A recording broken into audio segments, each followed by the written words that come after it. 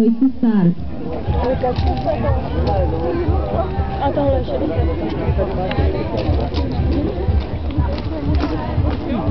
ona nádherně skáče, on nádherně skáče.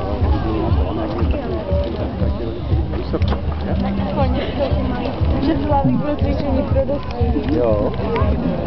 Vidíte, že je takový koníček menšího vzrůstu je schopen absolvovat s velkýma koňma nižší parkoury ve slušném tempu i se slušným výkonem. Má krásný skokový styl. No. To je šedé jak brýlí.